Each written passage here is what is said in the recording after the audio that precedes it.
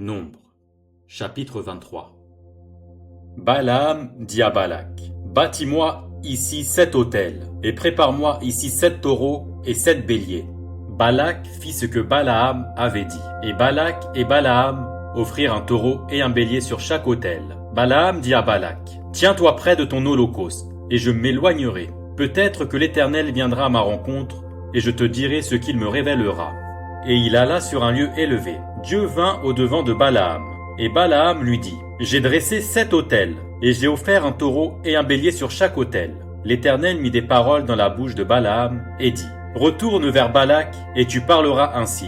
Il retourna vers lui, et voici, Balak se tenait près de son holocauste, lui et tous les chefs de Moab. Balaam prononça son oracle, et dit, Balak m'a fait descendre d'Aram, le roi de Moab m'a fait descendre des montagnes de l'Orient.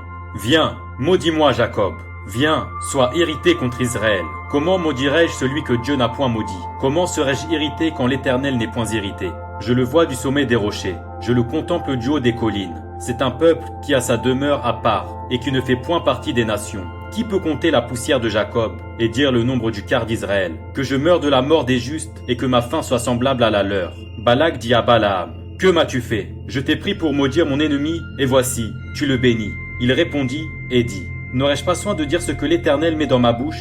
Balak lui dit, viens donc avec moi dans un autre lieu, d'où tu le verras, tu n'en verras qu'une partie, tu n'en verras pas la totalité, et de là, maudis-le-moi. Il le mena au champ de Tsophim, sur le sommet de Pisga. Il bâtit 7 autels et offrit un taureau et un bélier sur chaque autel. Balaam dit à Balak, tiens-toi ici, près de ton holocauste, et j'irai à la rencontre de Dieu. L'Éternel vint au-devant de Balaam. Il mit des paroles dans sa bouche et dit, retourne vers Balak, et tu parleras ainsi. Il retourna vers lui, et voici, Balak se tenait près de son holocauste, avec les chefs de Moab. Balak lui dit, qu'est-ce que l'Éternel a dit?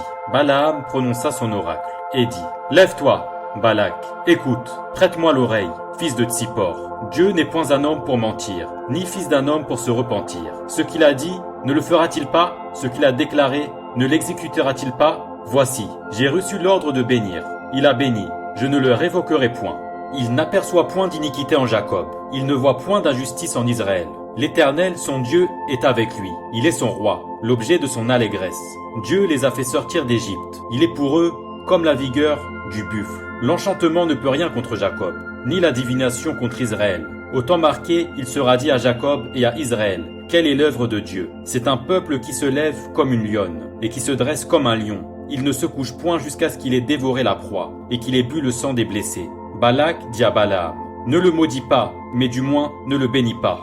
Balaam répondit, et dit à Balak, ne t'ai-je pas parlé ainsi? Je ferai tout ce que l'Éternel dira. Balak dit à Balaam, viens donc, je te mènerai dans un autre lieu. Peut-être Dieu trouvera-t-il bon que de là tu me maudisses ce peuple. Balak mena Balaam sur le sommet de Péor, en regard du désert. Balaam dit à Balak, bâtis-moi ici 7 autels, et prépare-moi ici 7 taureaux et 7 béliers. Balak fit ce que Balaam avait dit, et il offrit un taureau et un bélier sur chaque autel.